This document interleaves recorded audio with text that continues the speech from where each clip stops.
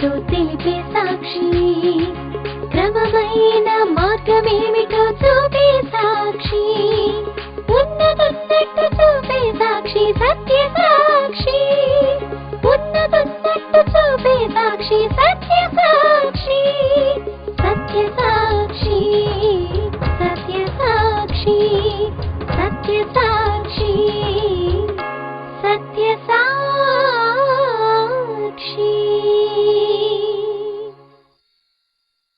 కీర్తనల గ్రంథం 32 ధ్యానం చేద్దాం. ముందు దాన్ని చదువుతాను, దయతో వినండి. ఒకవేళ మీ దగ్గర బైబిల్ ఉంటే తీసి చూడండి. ఏ చేతులు నొప్పి పుడతాయా? చదివితే మీకు నష్టమేంటి?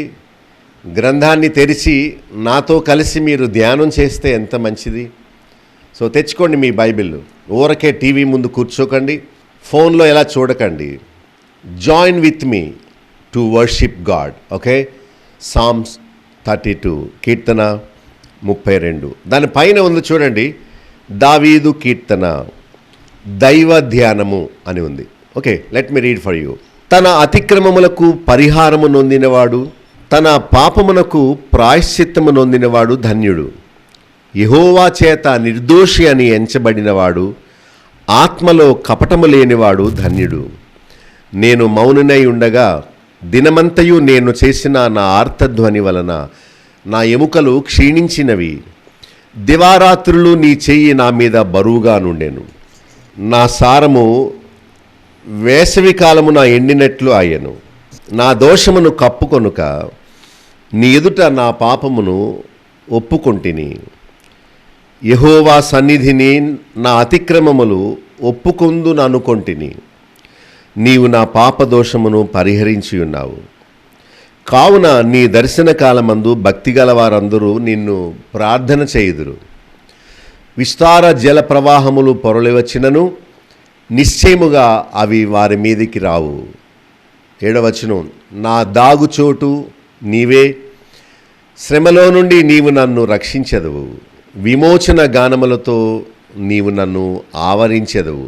నీకు ఉపదేశము చేసేదను, నీవు నడవవలసిన మార్గమును నీకు బోధించెదను. నీ మీద దృష్టి ఉంచి నీకు ఆలోచన చెప్పెదను. బుద్ధి జ్ఞానము లేని గుర్రముల వలనైనను కంచర గాడిద వలనైనను మీరు ఉండకుడి. అవి మీ దగ్గరకు తేబడినట్లు వాటి నోరు వారుతోనూ కళ్ళెముతోనూ బిగింపవలెను. భక్తిహీనులకు అనేక వేదనలు కలుగుచున్నవి. యెహోవా యందు నమ్మికయించు వానిని కృప ఆవరించుచున్నది. నీతిమంతులారా, యెహోవాను బట్టి సంతోషించుడి, ఉల్లసించుడి. యథార్థ హృదయులారా, మీరందరూ ఆనందగానము చేయుడి. దేవుణ్ణి ఆరాధించడానికి మనల్ని మనం ఆత్మీయంగా, మానసికంగా సిద్ధపరచుకుంటున్నాం. సిద్ధపాటు లేని ఆరాధన అది వంకర టింకర్లుగా వెళ్ళిపోతుంది. అయితే సిద్ధపడిన ఆరాధన అంటే దేవుడు ఏమై ఉన్నాడో, ఆయన మనకు చేసిన గొప్ప కార్యాలు ఏంటో మనము ధ్యానం చేసిన తరువాత దేవుణ్ణి స్తుతించేది మధురంగా ఉంటుంది. ఎవరైనా మీతో నమస్కారం నమస్కారం నమస్కారం అంటుంటే చికాకు రాదా? అలాగే దేవుడి దగ్గర కూడా స్తోత్రం స్తోత్రం స్తోత్రం స్తోత్రం అంటే అది పిచ్చివాడు చేసే పని. భక్తులెవరు భూమి మీద స్తోత్రం స్తోత్రం స్తోత్రం అనలేదు. మీరు అనొచ్చు, బైబిల్ ఎరిగిన వారు పరిశుద్ధుడు పరిశుద్ధుడు పరిశుద్ధుడు అని మానక దివారాత్రులు. ఇక్కడ కాదు, అక్కడ. నీవు అలా అనగలవా? మానకుండా అనగలవా? చూచారా, పరలోకములో వీణలు శబ్దాలు వినిపిస్తున్నాయి. పరలోకములో హల్లెలూయా అని చెప్పి దేవుణ్ణి స్తుతిస్తున్నారు. భూలోకములో ఎవరు హల్లెలూయా చెప్పలేదు. భూలోకములో మనము భక్తులు ఏ విధంగా స్తుతించారో మనం నేర్చుకుని దేవుణ్ణి ఆరాధన చేయాలి. దావీదు తాను రాసిన ఈ కీర్తనకు దైవ ధ్యానము అని పేరున్నది. ధ్యానము అంటే మౌనముగా కూర్చోవడం. ఇంగ్లీష్లో డివోషన్ అంటారు. ధ్యాన సమయము, ఏకాంత సమయము, దేవుని వాక్యమును ధ్యానిస్తూ ప్రార్థన చేసుకుంటూ దైవ ధ్యానము చేయడము, అదే ఆరాధన అంటే. ఆరాధన చేసినప్పుడు మన మొబైల్ చూడకూడదు. ఆరాధన చేస్తున్నప్పుడు ఎవరితో మాట్లాడకూడదు. దేవుణ్ణి ఆరాధిస్తున్నప్పుడు మనము ధ్యానము చేయాలి. ధ్యానము చేసేవాడు ఎవడు ఇటు అటు చూడడు. ధ్యానము చేసేవాడు ఎవడు నిద్రపోడు. ధ్యానము చేసేవాడు మనసులో స్మరించుకుంటూ హృదయములో ఆనందిస్తూ దైవ ధ్యానములో పరధ్యానములో మునిగి ఉంటాడు. సో మనం కూడా దేవుణ్ణి ఆరాధించేటప్పుడు మన హృదయాన్ని, మన మనస్సును, మన శరీరాన్ని కూడా ఆయన సన్నిధిలో కుమ్మరించాలి. సరే, ఏమని ధ్యానం చేస్తున్నాడంటే ఎవరు ధన్యులో చెప్తున్నాడు. అంటే దావీదు భక్తుడు ధన్యుడయ్యాడు, తన ధన్యత గురించి చెప్తున్నాడు. ఆరాధన అనేది కవిత్వాన్ని వల్లించేది కాకూడదు. ఆరాధన అనేది మన స్వజీవితములో మన అనుభవముతో దేవుణ్ణి స్తుతించేది అయి ఉండాలి. కానీ ఏదో సినిమా వాళ్ళు కథలు రాసినట్లు, సినిమా వాళ్ళు ఏవో పోయట్రీ రాసినట్లు, పద్యాలు పాటలు రాసినట్లుగా ఉండకూడదు. ప్రొఫెషనల్గా చేసేది వేరు, వ్యక్తిగతంగా చేసేది వేరు. ప్రొఫెషనల్స్ అంటే ఏదో ఒక అంగి వేసుకొని పట్టీలు వేసుకొని ఆమేన్, ఇది ప్రొఫెషనల్. కానీ నిజ జీవితంలో దేవా నా జీవితాన్ని మార్చినందుకు నీకు స్తోత్రాలు అని చెప్పేది నిజమైన ఆరాధన. దేవుడికి దొంగ వేషాలు ఆయన ముందు పనికిరావు. దేవుడు అంతరంగాన్ని చూచేవాడు గనుక దానిని దీనత్వంతో, పరిశుద్ధతతో, యథార్థతతో ఉంచుకుందాం. అంతేగాని రకరకాల రంగురంగు వస్త్రాలు, అంగీలు, మెడకేమో వైట్ కాలర్ నేరస్తుల్లాగా ఇక్కడ తెల్ల కాలరు, ఎందుకు ఇలాంటి జిమ్మిక్స్ అన్నీ? అలా చేసేవాడు దొంగ అని తెలుసుకోండి. నిర్మలంగా ఉన్నవారే దేవుని బిడ్డలని తెలుసుకోండి. ఇంతకీ ఎవరు ధన్యులు అంటే ఆయనే ప్రశ్న, ఆయనే జవాబు చెప్తున్నాడు. చూడండి, తన పాపమునకు పరిహారము నొందినవాడు ధన్యుడు, యెహోవా చేత నిర్దోషి అని ఎంచబడినవాడు ధన్యుడు. మూడవది, ఆత్మలో కపటము లేనివాడు ధన్యుడు. ఈ బిరుదులు మీకు ఇవ్వొచ్చా? మీరు దేవుని చేత నిర్దోషి అనే బిరుదును, ధన్యతను పొందారా?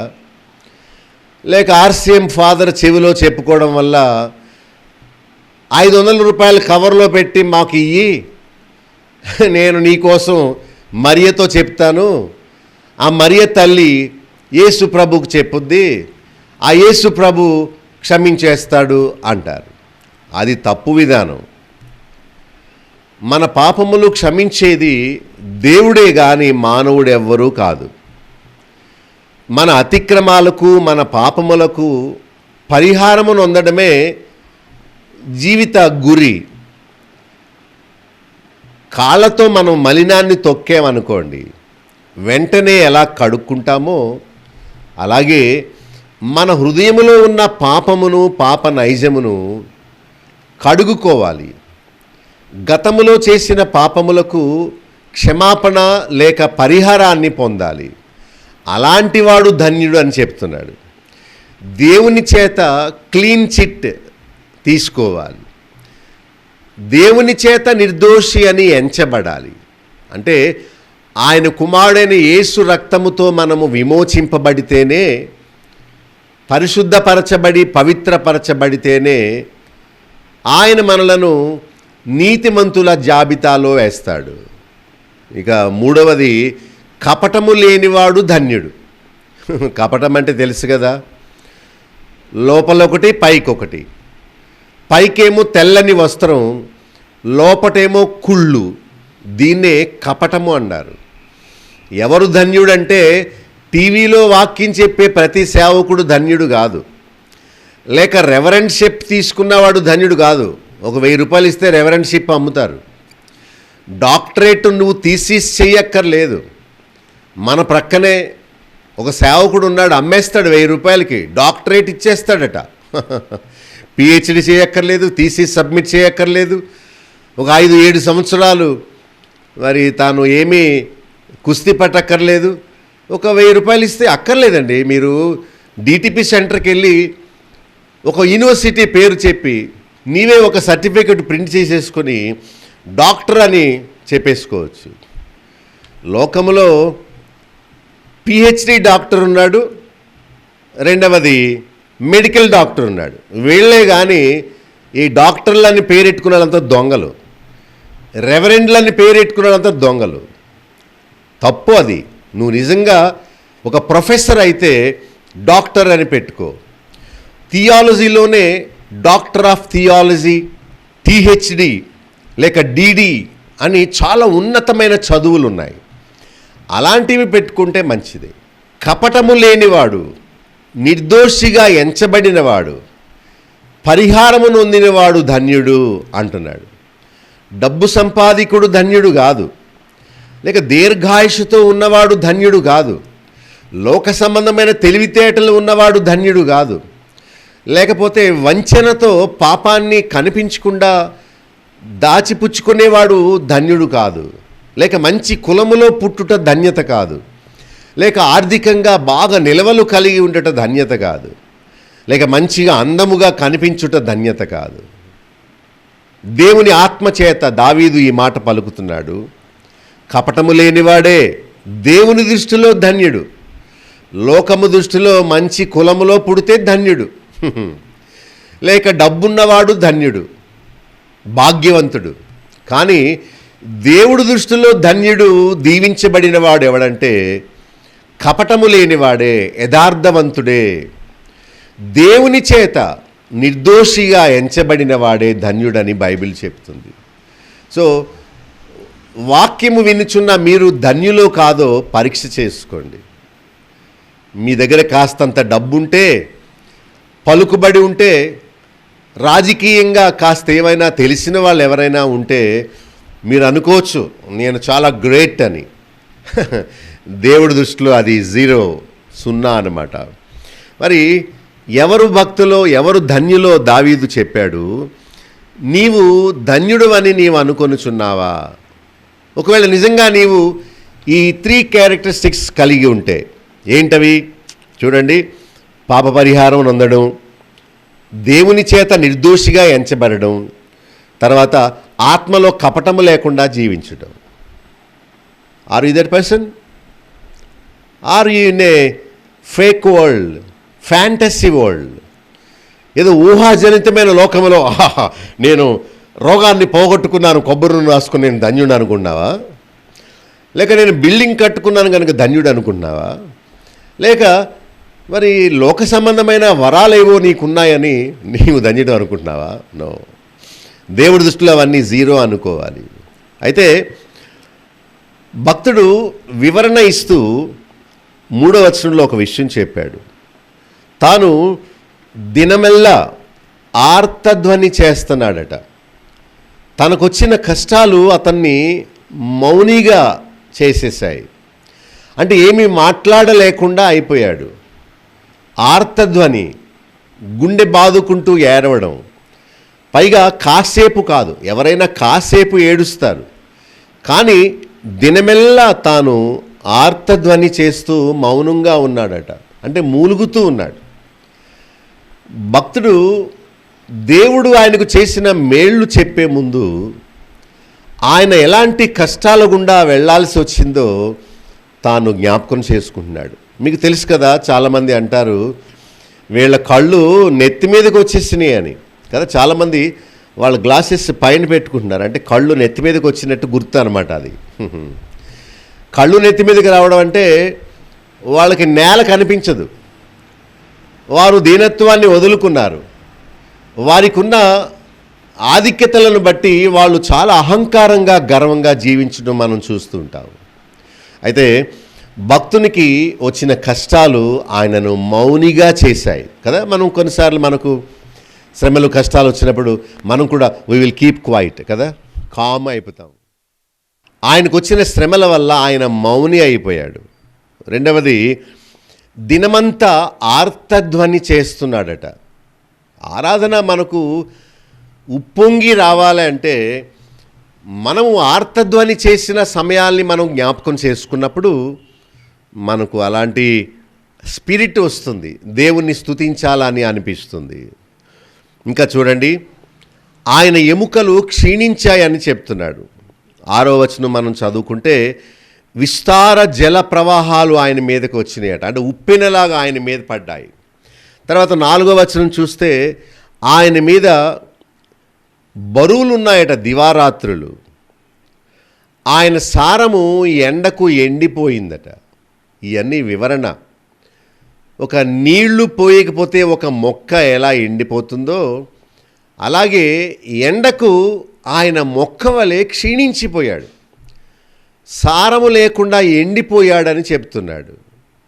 ఇది కవిత్వమో లేకపోతే నిజంగా ఆయన డ్రై అయిపోయాడో, ఇంగ్లీష్లో ఎగ్జాస్ట్ అయిపోయారంటారు. నేను ఆరిపోయాను అని అర్థం. ఇంకా ఆయన ఈ విషయాలన్నీ చెప్తూ తన బాధను చెప్పుకుంటున్నాడు. 5వ వచనములో 3 విషయాలు రాయబడి ఉన్నాయి: దోషములు, పాపములు, అతిక్రమములు. ఇవన్నీ ఆయన చేశానని ఒప్పుకుంటున్నాడు. బైబిల్ ఏం చెప్తుందంటే అతిక్రమాలని దాచేవాడు వర్ధిల్లడు, కానీ వాటిని ఒప్పుకొని విడిచిపెట్టేవాడు దేవుని కృపను, కనికరాన్ని, క్షమాపణను పొందుతాడట. మనమెవరో మన బలహీనతలను, చేసిన పాపాలని కన్ఫెస్ అవ్వడానికి లేక రివీల్ చేయడానికి ఇష్టపడం. మన హృదయము మన అతిక్రమాలన్నీ దాచుకునే ఒక దొంగల గుహ. మన పాపాలు మనం ఒప్పుకోము, మన అతిక్రమాల్ని మనం దాచిపెడుతూ ఉంటాం. అయితే బైబిల్ ఏం చెప్తుందంటే వాటిని ఒప్పుకోవాలి, విడిచిపెట్టాలి. భక్తుడు I have sinned against you, దేవా నీ దృష్టిలో నేను పాపం చేశాను, అతిక్రమం చేశాను అని ఒప్పుకున్నాడు. అప్పుడే దేవుడు ఆయన పాపాన్ని పరిహరించాడు. చూచారా? ఒప్పుకోకుండా ఎవరు పరిహరిస్తారు? ఒకవేళ ఒప్పుకుంటే జాలి కలుగుతుంది, క్షమించాలని అనిపిస్తుంది, పోనీలే అని అనిపిస్తుంది. ఒప్పుకోకుండా నేను చేయలేదు, వాళ్ళు చేశారు, హవ్వ అంతే అన్నది. ఎందుకు తిన్నావు హవ్వ అని అడిగితే ఈ సర్పము నన్ను మోసగించిన మూలాన్ని నేను తిన్నాను అంది. సర్పము మోసగిస్తుంది, నువ్వు తినేస్తావా? తప్పు చేసింది సర్పం కాదు, నువ్వు. చేసిన పాపమును కప్పుకోకుండా ఒప్పుకుంటేనే క్షమాపణ. భక్తుడు అన్నాడు, నేను పాపం చేశాను, దాన్ని నేను ఒప్పుకుంటున్నాను, క్షమించమని అడుగుతున్నాను. అప్పుడే ఆయన వాటిని పరిహారం చేశాడు అని చెప్తున్నాడు. మనం కూడా ఏదో రహస్యాలు దాచుకున్నట్టు మన గుండెలో, మన హృదయంలో, మన మనస్సులో మన తప్పిదాల్ని మనం దాచుకుంటే, చూడండి 50 కిలోలు రైస్ బ్యాగ్ మోసేవాడు ఎలా వంగిపోయి ఉంటాడో మనం కూడా శారీరకంగా ఎలా నిలబడొచ్చేమో కానీ పాపం భారముతో మనం వంగిపోయి ఉంటాము. 6వ వచనం చూడండి, ఇక్కడ భక్తి గలవారు ప్రార్థన చేస్తారు అని భక్తుడు చెప్తున్నాడు. ప్రార్థన అంటే ప్రేయర్ ఆఫ్ కన్ఫెషన్, ఒప్పుకోలు ప్రార్థన, క్షమించమని అడిగే ప్రార్థన. దాన్ని భక్తి గలవారు మాత్రమే చేస్తారు. భక్తి గలవారేమో దేవా పాపినైన నన్ను కరుణించు, క్షమించు అని ప్రార్థన చేస్తారు. భక్తిహీనులైతే నేను పాపిని కానందుకు నీకు స్తోత్రాలు అంటారు. చూసారా? మీరు ఎప్పుడైనా సుంకరి వలె మీ గుండె బాదుకుంటూ సుంకరి ప్రార్థన చేసినట్లు దేవా పాపినైన నన్ను క్షమించు లేక కరుణించు అని ఎప్పుడైనా మీ జీవితాల్లో ప్రార్థన చేశారా? ఎప్పుడైనా? మనము పాపం చేశామని మన అంతరాత్మ మనకు చెప్తాడు, కానీ క్షమాపణ అప్పుడైనా దేవుణ్ణి అడిగారా? చూడండి, భక్తి గల వారందరూ దేవునికి ప్రార్థన చేస్తారు. పాపాల్ని ఒప్పుకునేలా చేస్తుంది భక్తి. యుక్తి ఏమో పాపాన్ని దాచుకునేలా చేస్తుంది. భక్తి పాపమును ఒప్పుకునేలా చేస్తుంది. 5వ వచనంలో నేను ఒప్పుకొందును అనుకొంటిని లేక ఒప్పుకొంటిని అని చెప్తున్నాడు. నా దోషమును కప్పుకొనక నీ ఎదుట నా పాపమును ఒప్పుకొంటిని. చూచారా? మళ్ళీ వెంటనే అన్నాడు ఒప్పుకొందుననుకొంటిని అన్నాడు. ఒప్పుకొందుననుకొంటిని అంటే దేవుని దగ్గర ఒప్పుకుందాం అనుకున్నాడు, ఒప్పుకున్నాడు. తప్పిపోయి తిరిగి వచ్చిన కుమారుడు నా తండ్రి దగ్గర విస్తారమైన ఆహారము కూలివాండ్రకు సమృద్ధిగా ఉంది, నేనైతే ఇక్కడ ఆకలి చావులు చేస్తున్నాను, నేను వెళ్ళి తండ్రిని క్షమాపణ అడుగుతాను అని అనుకున్నాడు. అనుకోవడం మాత్రమే కాదు, వెంటనే లేచి తండ్రి దగ్గరికి వచ్చి నన్ను క్షమించు అని అడిగాడు. సో అనుకొనుట వేరు, ఒప్పుకొనుట వేరు. లేక మన హృదయంలో I want to confess my since అని అనుకున్నావు, అయితే నీ పెదవులతో దాన్ని ఒప్పుకోవాలి. దేవుడు వేచి ఉన్నాడు నీవు ఒప్పుకుంటావో లేదో అని. నీవు ఒకవేళ దేవా ఏదైనా పాపం చేస్తుంటే, ఒక ఆమె అలాగే ప్రార్థన చేసింది, చక్కగా లిప్స్టిక్ పెట్టుకొని ముసుగు వేయకుండా జుట్టు ఇరబోసుకొని, దేవా ఒకవేళ నేను పాపం చేస్తుంటే క్షమించు, పాపము చేసి ఉంటే క్షమించు. నేను ఫేస్బుక్లో ఎవరో ఆరాధన అని ప్రారంభించారు.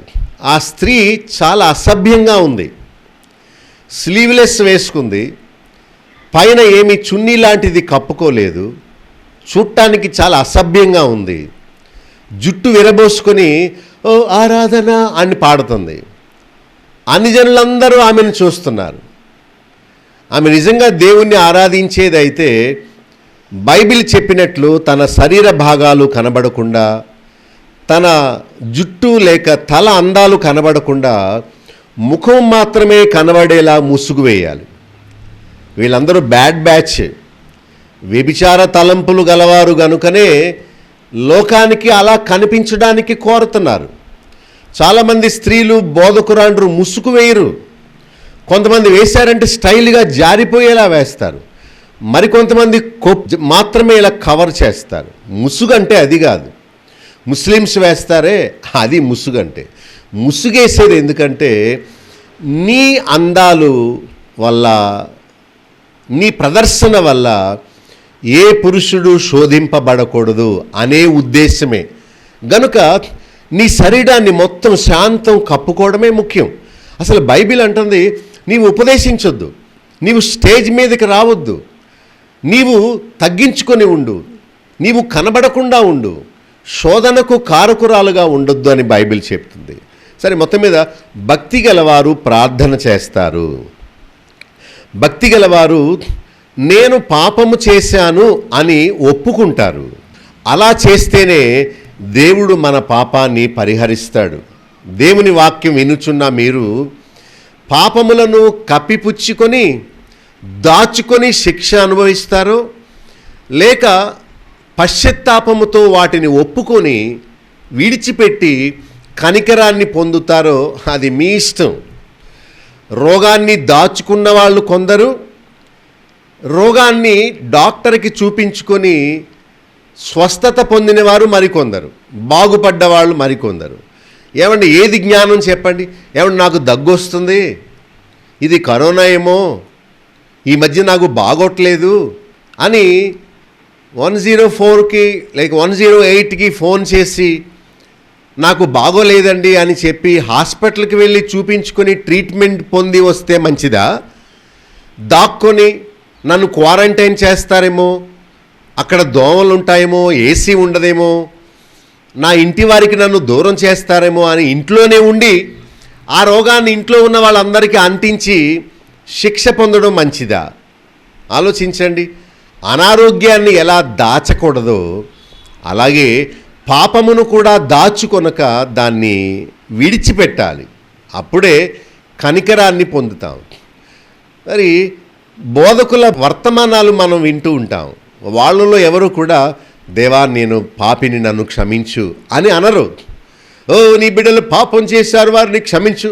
నీవు నీతిమంతుడువా? పౌలు అన్నాడు పాపము చేసేవారిలో నేను ప్రధానుడిని అన్నాడు. అలా ఒప్పుకునే వాళ్ళు ఎవరు? సరే అండి, మీరు ఒప్పుకుంటే కనికరం పొందుతారు, నేనేం చేశాను అని నంగనాచిలా మీరుంటే శిక్ష పొందుతారని జ్ఞాపకం చేసుకోండి. దావీదు తప్పిదం చేశాడు బెత్షెబాతో, ఆమె భర్తను చంపించాడు. 2 సంవత్సరాలు తాను ఏమి ఎరగనట్టుగా కామ్గా ఉన్నాడు. నాతాను ప్రవక్త వచ్చి తన తప్పిదాన్ని తానుకు చెప్పే వరకు కూడా తాను ఒప్పుకోలేదు. మొత్తం మీద దేవుని సేవకులు వాక్యము ద్వారా మన తప్పిదాన్ని మనకు తెలియపరిచినప్పుడు మనం ఒప్పుకోవాలి, వాటిని విడిచిపెట్టాలి. అప్పుడే దేవుని కనికరాన్ని, పరిహారాన్ని మనం పొందుతాం. భక్తి కలిగిన వారు ప్రార్థన చేస్తారు, అప్పుడు విస్తారమైన జల ప్రవాహాలు పొరలి వచ్చినా అవి మీదికి రావు. అంటే శ్రమలు, కష్టాలు వచ్చినప్పుడు ఎవరు దేవునికి ప్రార్థన చేస్తారో, లేక వారి తప్పిదాన్ని ఒప్పుకుంటూ ఒకవేళ నా పాపం వల్ల ఈ అనారోగ్యం నాకు కలిగిందేమో, నా అతిక్రమం వల్ల నేను ఈ శిక్షలో ఉన్నానేమో అని ఒప్పుకోలు ప్రార్థన చేస్తే, క్షమించమని అడిగితే, పశ్చాత్తాపముతో కన్నీరు కారిస్తే దేవుడు విస్తార జల ప్రవాహాల్లాంటి మరి ఆపద మన మీదకి రాకుండా ఆయన తప్పిస్తాడు. క్షమాపణ పొందిన వారు దేవుని కనికరానికి పాత్రులు అవుతారు, కానీ పాపాన్ని అట్టే పెట్టుకున్న వారు దేవుని కృపకు పాత్రులు కారు. సరిగదా? దేవుడు పెట్టే శిక్షకు, ఆయన ఉగ్రతకు పాత్రులు అవ్వాల్సి వస్తుంది. తర్వాత చూడండి, 7వ వచనం చూడండి. దేవుని మీద ఆధారపడితే ఎలాంటి మేళ్ళు కలుగుతాయో భక్తుడు చెప్తున్నాడు. చూడండి, దాగుచోటుగా ఉంటాడు. ఒక చిన్న కుందేలు ఉదయాన్నే ఆ సూర్యరశ్మి ఆ గడ్డి మీద ఉన్న చినుకుల మీద పడినప్పుడు ఆ చిన్ని జంతువు, చెమల పిల్లి అంటారే కుందేలు, చాలా మృదువుగా ఉంటుంది. దాన్ని పట్టుకుంటేనే అది కమిలిపోద్దేమో అనిపిస్తుంది. చాలా మెత్తగా ఉంటుంది. మరి దాన్ని పట్టుకొని తినేద్దామని మరి చిరుతుపులి అంగలు వేసుకుంటూ స్పీడ్గా వచ్చేస్తుంది. ఈలోగా ఆ చిన్న చెమలి పిల్లి ఏం చేస్తుందంటే ఆ చెట్టు త్వరలోకి వెళ్ళి దాక్కుంటుంది. ఆ త్వర ఉందంటే చెట్టులో చిన్న ఖాళీ ఉంది, అది లోపలికి వెళ్ళిపోయి దాక్కొని మళ్ళీ ఇలా చూస్తుంది. పరుగు పరుగున వచ్చిన ఈ చిరుత దాని దానికి అందకపోయేసరికి కోపం వచ్చి దాని పంజాతో చెట్టుని ఇలాగా గట్టిగా గర్జిస్తూ రక్కేస్తుంది ఆవిడ. కానీ లోపల ఉన్న కుందేల్ని ఏమీ చేయలేకపోయింది. భక్తుడు అంటున్నాడు, నేను కూడా ఒక చిన్న గొర్రె పిల్ల లాంటి వాడిని. సాతాను, శత్రువు నా మీద పడి నన్ను హతమార్చడానికి చూస్తున్నాడు. అయితే నీవు నాకు దాగుచోటుగా ఉన్నావు. చూసారా, దేవుని మీద ఆధారపడిన వారికి దేవుడే దాగుచోటు. అంటే ఆయన వారిని దాస్తాడు. ఆ పెద్ద చెట్టు ఆ చిన్న కుందేలుని ఎలా దాచిందో అలాగా దేవుడు కూడా మనకు ఆశ్రయదుర్గముగా ఉండి లోకములో ఉండే ఆపదల నుండి, శ్రమల నుండి మనల్ని రక్షిస్తాడు. ఆయనకు ప్రార్థన చేస్తే కదా, ఆయన మీద ఆధారపడితే కదా, పాపములకు పరిహారం పొందితే కదా దేవుడు వారికి సహాయం చేసేది. ప్రభువా ప్రభువా అని పిలిస్తే మనకు మేలు కలగదు. పశ్చాత్తాపముతో పాపములను ఒప్పుకొని పరిహారము పొందితేనే దేవుడు దాగుచోటుగా ఉండి శ్రమల్లోండి వారిని రక్షిస్తాడు. తర్వాత చూడండి, విమోచన గానములతో ఆవరిస్తాడు. అంటే విమోచన అంటే బీయింగ్ రిడీమ్డ్, అంటే విమోచింపబడినప్పుడు వచ్చే సంతోషము, ఆనందగానాన్ని దేవుడు మనకు ఇస్తాడు. ఆయన అలాంటి సంతోషాన్ని మనకిచ్చి మనల్ని ఆవరిస్తాడు. ఎప్పుడైతే ఆ చెట్టు ఆ చిన్న కుందేలును ఆవరించిందో ఆ చిరుత పులి దానిని ఏమీ చేయలేకపోయింది. దేవుడు మనలను ఆవరించి ఉన్నప్పుడు ఏ అనారోగ్యం మనకు రాగలదు? దేవుడు ఒక కంచెగా, కోటగా ఉన్నప్పుడు ఏ శత్రువు మనకు హాని చేయగలడు? తర్వాత చూడండి, ఆయన విమోచన చేయడమే కాదు, ఆయన ఉపదేశము చేసి నడవవలసిన మార్గాన్ని మనకి బోధిస్తాడట. మనకి కౌన్సిలర్స్ లేకపోతే, కౌన్సిల్ చేసేవాళ్ళు లేకపోతే, ఇలా ఉండండి, కరోనా వ్యాధి నుండి ఇలా తప్పించుకోండి అని మనకు చెప్పేవాళ్ళు లేకపోతే మనల్ని మనం ఆపద నుండి ఎలా తప్పించుకోగలం? దేవుడు కూడా ఉపదేశము చేసి మనము ఎలా నడుచుకోవాలో అనే మార్గాన్ని ఆయనే మనకు నేర్పిస్తున్నాడు. అది దేవుడు చేసే గొప్ప మేలు. లేక ఆయన చేసే మేళల్లో ఒకటి ఏంటంటే, తన ఉపదేశాన్ని మనకు చేసి మనం ఎలా నడవాలో అనేది ఆయన మనకు బోధిస్తాడు. తర్వాత మన మీద దృష్టి ఉంచి మనకు ఆలోచన చెప్తాడు. మనకు కొన్నిసార్లు ఏం చేయాలో పాలుపోదు, ఎవరిని అడగాలో తెలియదు. అప్పుడు మనం ప్రార్థన చేసుకున్నప్పుడు దేవుడే ఆలోచన ఇస్తాడు, ఇలా చెయ్యి, ఇలా చెయ్యి అని నడిపిస్తాడు. ఇది పాపమునకు పరిహారము నొంది ఆత్మలో కపటము లేకుండా దేవుని చేత నిర్దోషిగా ఎంచబడి తప్పిదములు ఒప్పుకున్న వారికి దేవుడు ఆలోచన ఇచ్చి నడిపిస్తాడు. కానీ ప్రభువా ప్రభువా అని పిలిచే ప్రతి వారికి దేవుడు ఆలోచన ఇవ్వడు సుమండి. ఎవరు యోగ్యులో వారిని దేవుడు నడిపిస్తాడు. ఇక్కడ ధన్యులెవరో, కపటముగా ఉండేవారెవరో చెప్తున్నాడు. ఎవరు ధన్యులు? ఎవరు అంటే నిర్దోషులే ధన్యులు, భక్తి గలవారు. 6వ వచనములో, 10వ వచనములో చూస్తే దేవుని యందు నమ్మిక ఉంచువారు. 11వ వచనములో నీతిమంతులు, యథార్థ హృదయులు. వాక్యం వినే మీరు ఈ మాటలు మీకు పెట్టొచ్చా? మీకు ఇవ్వొచ్చా? మిమ్మల్ని నీతిమంతులని ఎవరైనా పబ్లిక్గా పిలిస్తే జనం నవ్విపోతారా? లేక నిజమే ఆమె నీతిమంతురాలు, ఆమె నీతిమంతుడు అని చెప్తారా? నీవు ఏ కోవకు చెందిన వ్యక్తివో ఆలోచన చేసుకో. 9వ వచనములో అన్నాడు, బుద్ధి జ్ఞానము లేని కంచర గాడిద అంటారు కదా. ఎవరైనా చెడ్డ పని చేస్తే ఒరే గాడిద అని తిడతారు. దావీదు కూడా అదే రాస్తున్నాడు, మీరు బుద్ధి జ్ఞానము లేని గుర్రాల వలె గాడిద వలె ఉండొద్దు అని చెప్తున్నాడు. గాడిదకు బుద్ధి ఉండదు, అది పశువు. అది ఆ బూడిద మీద అలాగే నిలబడి ఉంటుంది, దానికి ఏ పని ఉండదు. అది బుద్ధి లేని పశువు. వాటి వలె మీరు ఉండొద్దు. 10వ వచనములో భక్తిహీనులుగా మీరు ఉండొద్దని చెప్తున్నాడు. కానీ భక్తి గలవారుగా ఉండండి అని చెప్తున్నాడు. తాను దేవుణ్ణి ఆరాధిస్తూ ఇతరులు ఎలాగుండి దేవుణ్ణి మహిమపరచగలరో చెప్తున్నాడు. 10వ వచనంలో చూడండి, ఆయన యందు నమ్మిక ఉంచితే కృప ఆవరిస్తుందట. దేవుని యందు నమ్మిక ఉంచడం అంటే పాపములు ఒప్పుకోవడమే. నమ్మిక ఏం చేస్తుందంటే ఆయన ఆజ్ఞను గైకొనేలా చేస్తుంది. ఆయన ఆజ్ఞ ఏంటి? నీవు చేసిన అతిక్రమాన్ని, పాపాన్ని ఒప్పుకొని పరిహారము పొందు అంటుంది దేవుని వాక్యం. అలా చేస్తే మనం కనికరాన్ని పొందుతాం. తర్వాత మనం పశువుల వలె బుద్ధి లేని వారుగా ఉండకూడదు. పశువుకు రోజు చెప్పాలి, కానీ మనిషికి ఒక్కసారి.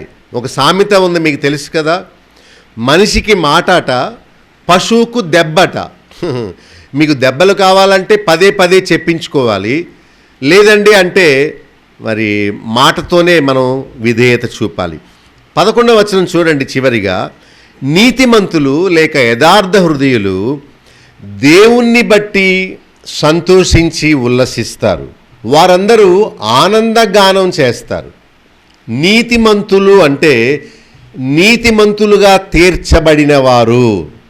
నీతిమంతులు అంటే తమ పాపములకు పరిహారము నొందినవారు. నీతిమంతులు అంటే దేవుని చేత నిర్దోషిగా ఎంచబడినవారు. నీతిమంతులు అంటే కపటము లేనివారు, యథార్థవంతులు. వారే సంతోషిస్తారు, ఉల్లసిస్తారు, ఆనందగానం చేస్తారు. యెహోవాను బట్టి కలిగే సంతోషము వేరు, లోకములో టీవీనో లేకపోతే ఏదో వీడియో చూస్తే వచ్చే సంతోషము వేరు. చాలామందికి దేవుని యందు ఆనందించడం చేత కాదు, లోకము యందు ఆనందిస్తారు, పాపములో ఆనందిస్తారు, ఏదో వీడియోలు చూచే దానిలో ఆనందిస్తారు, కానీ ప్రార్థన చేసుకోరు, బైబిల్ చదువుకోరు, దేవుని వాక్యాన్ని వినరు, దేవుని పరిచర్య చేయరు, కానీ లోకములో ఆనందిస్తారు. ఒకసారి శిష్యులు ప్రభు దగ్గరికి వచ్చి, ఓ ప్రభువా, దయ్యములు మాకు లోబడుచున్నాయి, యేసు నామమున పో అనగానే దయ్యాలు పోతున్నాయి, మాకు చాలా ఆనందంగా ఉంది అని ప్రభుతో అంటారు. ప్రభు అంటాడు, పిచ్చివాళ్ళారా, దయ్యములు మీకు లోబడుచున్నాయని ఆనందించడం కంటే మీ పేర్లు జీవగ్రంథమందు వ్రాయబడి ఉన్నాయని మరి ఎక్కువగా ఆనందించండి అని చెప్పాడు. చూచారా, ప్రభు చెప్పినట్లు మనము ఆనందించే విషయాలు ఉన్నాయి, ఆనందించకూడని విషయాలు ఉన్నాయి. కనుక 11వ వచనం నాతో కలిపి అందరూ చదవండి. కీర్తన 32:11 స్టార్ట్ చేద్దామా? నీతిమంతులారా, యెహోవాను బట్టి సంతోషించుడి, ఉల్లసించుడి. యథార్థ హృదయులారా, మీరందరూ ఆనందగానము చేయుడి అనే మాటతో దావీదు 32వ కీర్తన ముగించాడు. యథార్థ హృదయులారా, యథార్థత అనేది బాహ్యంగా కనిపించేది కాదు.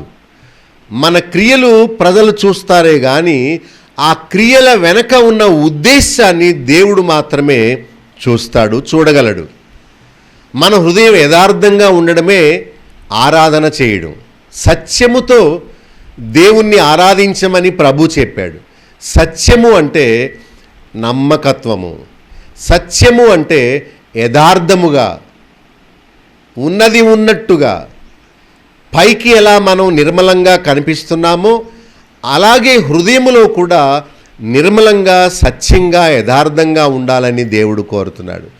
ఇలాంటి ప్రవర్తన వల్ల దేవునికి మనం మహిమ తేగలం. కానీ నిన్న ఒక పాస్టరు లైవ్లో వర్షిప్ అని చెప్పి స్తోత్రం స్తోత్రం స్తోత్రం అన్నాడు, ఫోన్ చూసుకుంటున్నాడు. హల్లెలూయా గ్లోరీ గ్లోరీ అన్నాడు, ఎలారా అన్నాడు పక్కన. ఒరే ఇదేం వర్షిప్ రా అనుకున్నాను. అజ్ఞానులు. స్తోత్రం స్తోత్రం చెప్పడం కాదు ఆరాధన, పాపము చేయకపోవడమే ఆరాధన, కపటముగా లేకుండా ఉండడమే ఆరాధన. దేవుడు చూచి సంతోషించే విధంగా మనం ఉండాలి.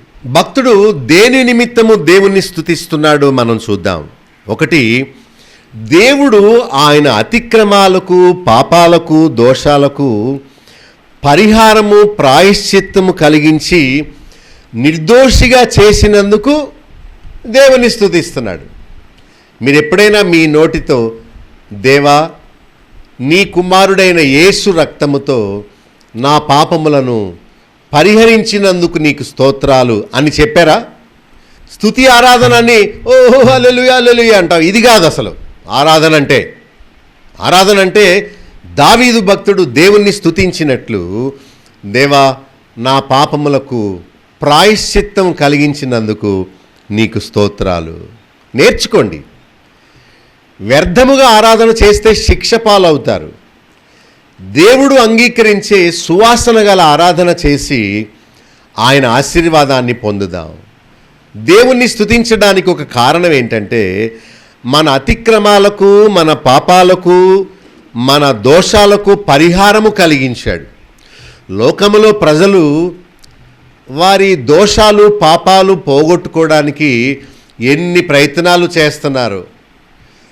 అందమైన తలను బోడి చేసుకుంటున్నారు, వాళ్లకున్న డబ్బులన్నీ హుండీలో వేస్తున్నారు, లేక ఆరోగ్యం లేకపోయినా తీర్థయాత్రలకు వెళ్ళి ఎక్కడో చిక్కుకొని చచ్చిపోతున్నారు, లేక సన్యాసం పుచ్చుకొని భిక్షమడుక్కొని వీధుల్లో నిలబడుతున్నారు. చూచారా, వీళ్ళ ప్రయత్నాలన్నిటికీ కారణం వాళ్ళ పాపాలకు పరిహారము పొందడమే. ఎవరు ధన్యులు? ఇదిగో క్షమాపణ పొందిన వారే ధన్యులు. కీర్తన 1వ అధ్యాయంలో ఎవరు ధన్యులో చెప్పాడు. తర్వాత మత్తయి సువార్త 5వ అధ్యాయంలో ఎవరు ధన్యులో కూడా ప్రభు చెప్పాడు. అయితే ఇక్కడున్న ధన్యత ఏంటంటే పాపములకు పరిహారము నొందినవాడే ధన్యుడు. మరి పాపము చేయనివాడు ధన్యుడు అనడం లేదు. ఎందుకంటే పాపము చేయనివాడు, పాపము లేనివాడు ఈ లోకంలో ఎవరు ఉండరు. నాతో పాటు భూమి మీద ఉన్న వారందరూ పాపులే. బైబిల్ చెప్తుంది రోమా 3లో ఏ భేదమును లేదు, అందరూ పాపము చేస్తారని బైబిల్ చెప్తుంది. బైబిల్ ఇంకా చెప్తుంది, మనలో పాపము లేదని మనం చెప్పుకుంటే దేవుణ్ణి అబద్ధికునిగా మనం చేస్తామట. దేవుడు మనల్ని మీరు పాపులు అని చెప్తుంటే ఆ మనిషి పుట్టుకతో పాపి కాదు అని చెప్తే అంటే దేవుని మాట అబద్ధమా? మనిషి పుట్టుకతో పాపి కానప్పుడు ఎప్పటి నుండి పాపేంటి? సంవత్సరం నుండా, 5 సంవత్సరాల నుండా, లేక 30 సంవత్సరాల నుండి పాపయా? బుద్ధి లేని మాటలు మాట్లాడతారు కొందరు. పాపము చేసే వయస్సు రాలేదు గనుక వాడు పాపం చేయట్లేదు, కానీ పాపము చేయించే గుణము గల, నైజము గల రక్తము వాళ్ళలో ఉంది. వయసు రాలేదు గనుక పాపం చేయట్లేదు, కానీ వయసు వస్తే తప్పక పాపం చేస్తాడు. గనుక పాపము చేయనివాడు ధన్యుడు అనట్లేదు. అందరూ పాపం చేసిన వారే, కానీ చేసిన పాపాన్ని కప్పిపుచ్చుకోక దాన్ని ఒప్పుకొని విడిచిపెట్టి క్షమాపణ పొందిన వారు ధన్యులు అంటుంది. ఒకవేళ దేవుడు నీ పాపాల్ని క్షమించి నీ మీద ఉండే భారమైన మూటను తొలగించి ఉంటే, దేవా నా పాపములను క్షమించి నా పాప భారమును మీరు నా మీద నుండి తీసివేసి నీ కుమారుడైన యేసుక్రీస్తు మీద మోపి నాకు విడుదల విమోచన ఇచ్చినందుకు నీకు స్తోత్రాలని దేవునికి మనం చెప్దాం. యేసు ప్రభు చెప్పాడు, పాపములు క్షమించుటకు మనుష్య కుమారునికి భూమి మీద అధికారము గలదు. ఎలా వచ్చింది ఆయనకి అధికారము? ప్రభువే చెప్పాడు, దేవుడు ఒక్కడే కదా పాపములు క్షమించడానికి అధికారము కలిగిన వాడు, ఈయనెవరు అని చెప్పుకున్నారు. అప్పుడు ప్రభు అన్నాడు, మీరు అనుకున్నట్టు దేవుడు ఒక్కడే పాపాలు క్షమించడానికి అర్హత గలవాడు, కానీ ఆ దేవుడు పాపములు క్షమించే అధికారాన్ని నాకు ఇచ్చాడు. మత్తయి సువార్త 28:20లో పరమందును భూమి మీదను సర్వాధికారము నాకు ఇవ్వబడింది అని ప్రభు చెప్పాడు. అలాగే మరి ప్రజలు పాపాలు పోగొట్టుకోవడానికి చాలా అవస్థలు పడుతున్నారు. అయితే దేవుడు ఉచితముగా, అంటే కేవలము విశ్వాసం ఉంచుట మాత్రాన మన పాపములను క్షమించినందుకు మనం దేవునికి స్తుతులు చెల్లించాలి. లోకములో ఎవరు ధన్యులు అంటే, ఇదిగో పాపములు క్షమింపబడిన మేమే ధన్యులమనాలి. కులాన్ని బట్టి, డబ్బును బట్టి, పేరును బట్టి, హోదాను బట్టి కొందరు అతిశయిస్తారు. అయితే దేవుని స్తుతించడానికి కారణం, నాకు డబ్బు ఇచ్చావు, ఇల్లు ఇచ్చావు, బంగారం ఇచ్చావు. చ అవి కాదు. అవి దేవుడు లేని వారు కూడా కలిగి ఉన్నారు. కానీ వారు పొందలేనివి మనము పొందగలిగినవి పాప పరిహారము. దాన్ని బట్టి దేవునికి స్తుతులు చెల్లిద్దాం. అసలు ప్రభువుని నమ్మేదే దానికోసం, పాప పరిహారం కోసం. ప్రభు తన దగ్గరికి వచ్చిన లేక తీసుకొని రాబడిన పక్షవాయువు గలవానితో ఒక మాట అన్నాడు, నా కుమారుడా నీ పాపములను క్షమిస్తున్నాను, లేక నీ పాపములు క్షమింపబడి ఉన్నవి అని చెప్పాడు. చూసారా? అంటే ఎవరైనా యేసు ప్రభు దగ్గరికి వస్తే ఆ ప్రభువు వారికి చేసే గొప్ప మేలు, మొట్టమొదటి మేలు ఏంటంటే మన పాపములను ఆయన క్షమిస్తాడు. రోగాల్ని ఒక డాక్టర్ కూడా పోగొట్టగలడు.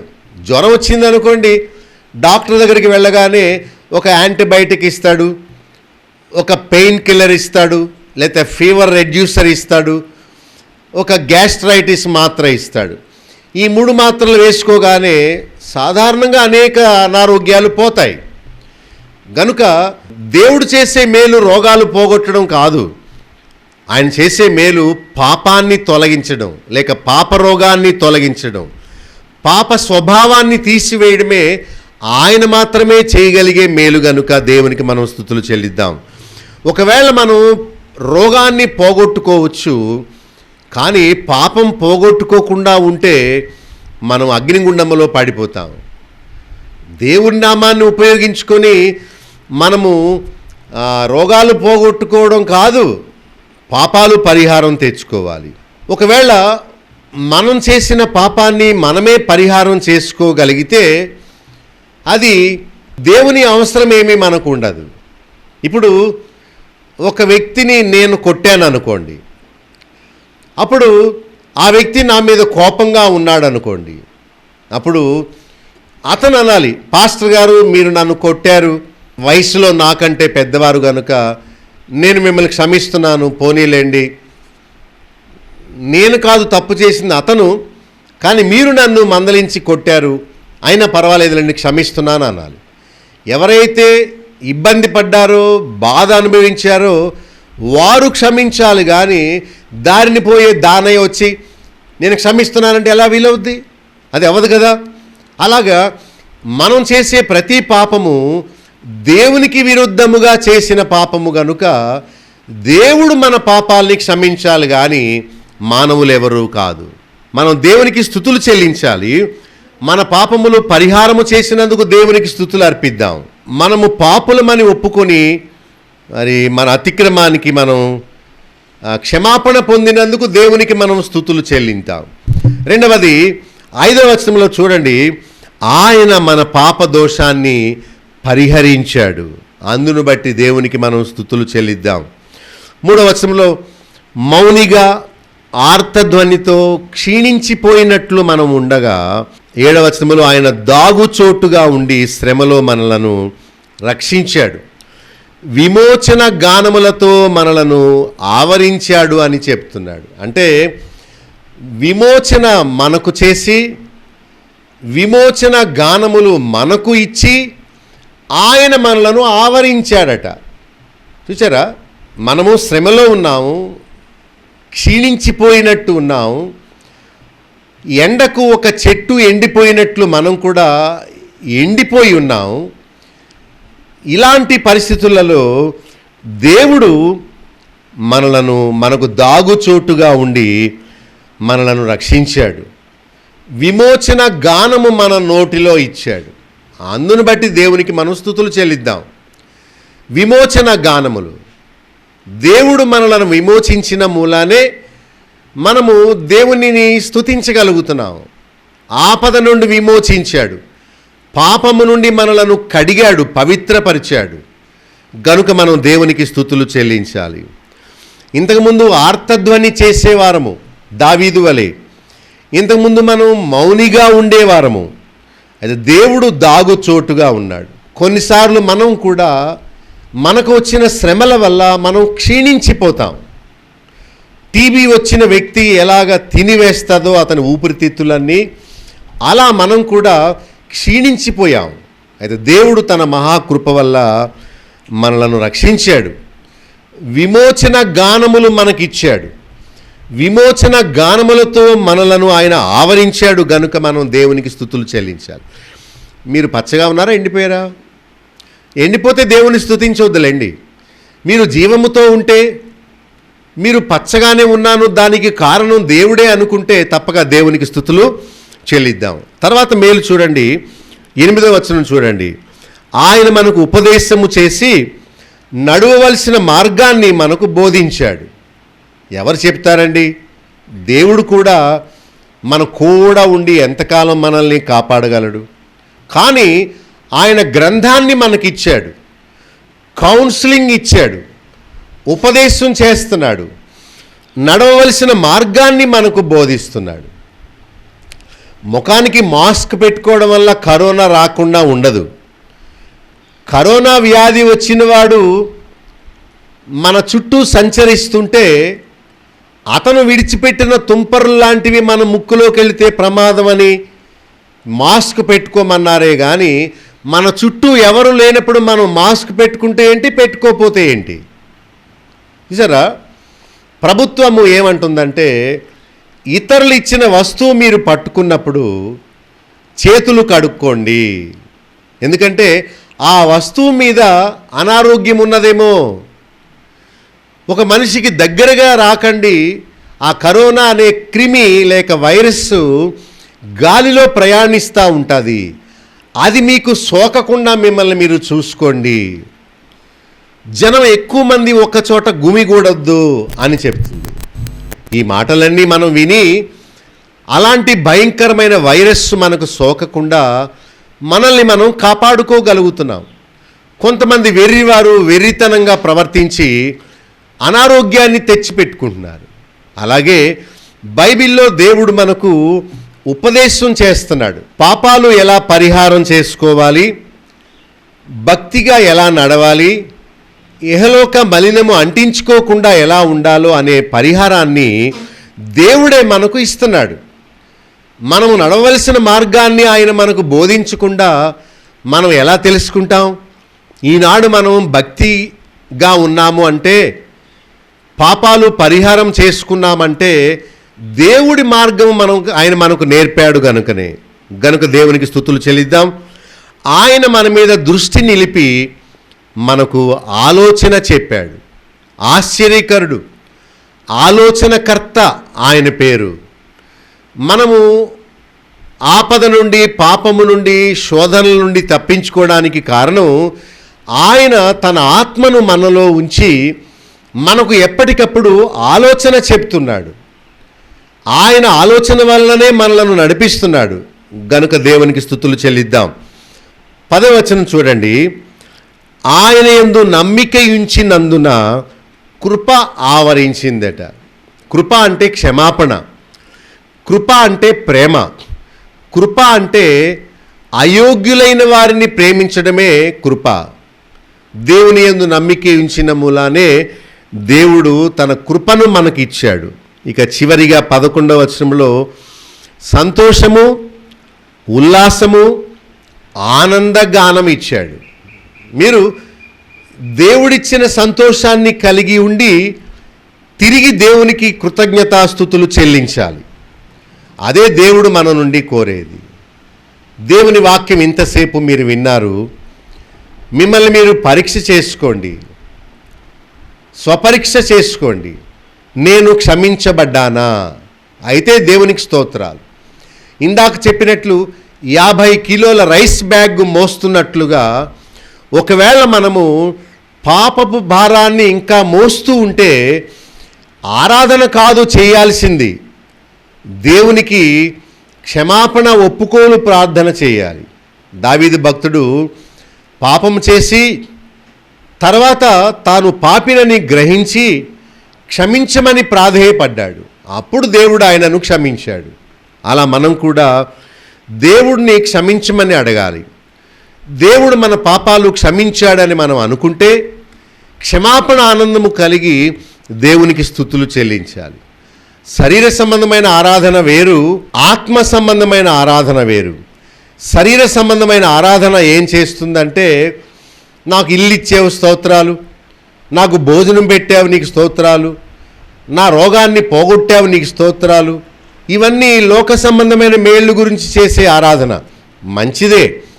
దానికంటే ఉన్నతమైన ఉత్తమమైన ఆరాధన ఏంటంటే, దేవా నేను పాపిని, నేను నిన్ను క్షమించమని అడిగినప్పుడు నా పాపములను క్షమించి నన్ను నిర్దోషిగా చేశావు, అందుకై నీకు స్తోత్రాలు. పాపిని నాకు నీతిమంతునిగా బిరుదిచ్చావు, నీకు స్తోత్రాలు అని దేవుడు మన పాపాలు క్షమించినందుకు, నిర్దోషిగా చేసినందుకు, మన ఆర్తధ్వని ఆయన వినినందుకు, మనము నడవవలసిన మార్గాన్ని ఆయన మనకు బోధిస్తున్నందుకు, కృపచేత మనలను ఆవరించి 3 విషయాలు 11లో సంతోషాన్ని, ఉల్లాసాన్ని, ఆనందాన్ని మనకిచ్చినందుకు మనందరం తప్పక దేవునికి స్తుతులు చెల్లించాలి.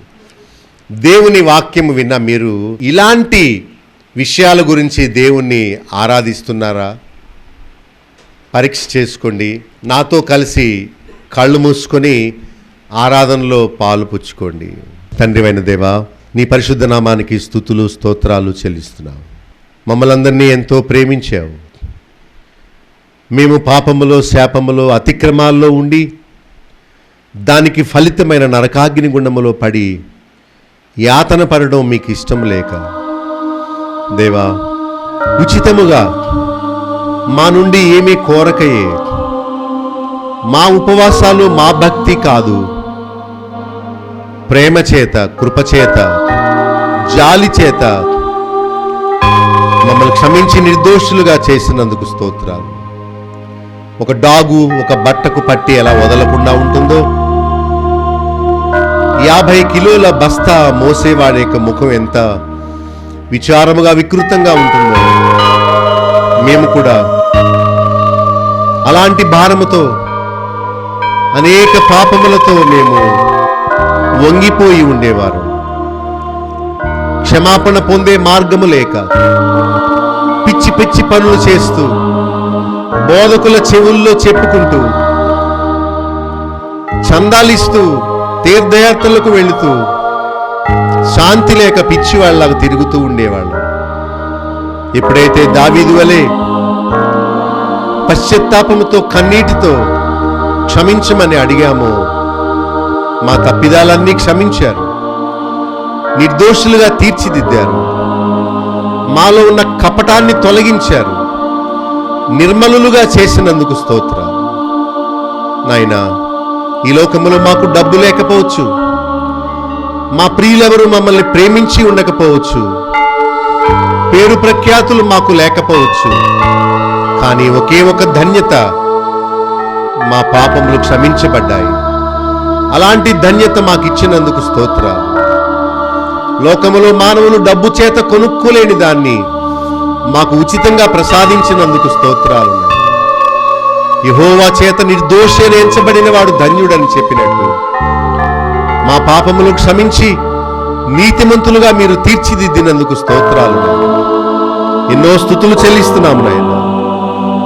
మమ్మల్ని రక్షించుకున్నప్పటి నుండి ఇప్పటి వరకు మాకు ఆలోచన చెబుతున్నాము, మేము నడవలసిన మార్గాన్ని మాకు బోధిస్తూ ఉన్నాము. ఒక పిల్లవాడు స్కూల్కి వెళ్ళి పాఠాలు నేర్చుకుని ఎలా ఉన్నతమైన స్థితిలోకి ఎలా వస్తాడో మమ్మల్ని అందరినీ కూడా నీ వాక్యం ద్వారా బలపరుస్తూ ఆదరిస్తున్నందుకు నీకు స్తోత్రాలు. నేడు మేము సజీవంగా ఉన్నామంటే, ఉల్లాసముతో సంతోషముతో ఉండి విమోచన గానములతో ఉన్నామంటే దానికి కారణం మీరేనాయన. మాకు విమోచన గానము ఇచ్చారు, మమ్మల్ని ఆవరించారు, మా దుఃఖాన్ని పోగొట్టి మాకు సంతోషాన్ని ఇచ్చారు. లోకములో డబ్బున్న వారికి లేని ఆనందాన్ని మా పాపాలు క్షమించుట ద్వారా, నిర్దోషులుగా తీర్చిదిద్దుట ద్వారా మాకు దయచేసినందుకు స్తోత్రాలు. గొప్ప దేవా, ఇన్ని మేళ్లు చేసినందుకు మేము మీకు ఏమి ఇవ్వగలం? ఏమిచ్చినా మీ రుణాన్ని తీర్చుకోలేము తండ్రి. మీరు చేసిన మేళ్లన్నిటినీ జ్ఞాపకం చేసుకుంటూ, మీరు అనుగ్రహించిన రక్షణ పాత్రను చేతపట్టుకొని మా హృదయపూర్వకమైన స్తుతి ఆరాధన యేసు నామములో సమర్పించుకుంటున్నాము తండ్రి. ఆమేన్. మా చిరునామా బాబులో గండి, chairman, Bethel assembly, Nallajerla. Pin code 534112, పశ్చిమ గోదావరి జిల్లా, ఆంధ్రప్రదేశ్. మా ఫోన్ నంబర్స్ 08818277333. మా సెల్ నెంబర్ 9440111250. మరొక సెల్ నెంబర్ 9000000803. మా ఈమెయిల్ ఐడి satysakshiTV@gmail.com. మా వెబ్సైట్ www.bethelassembly.net.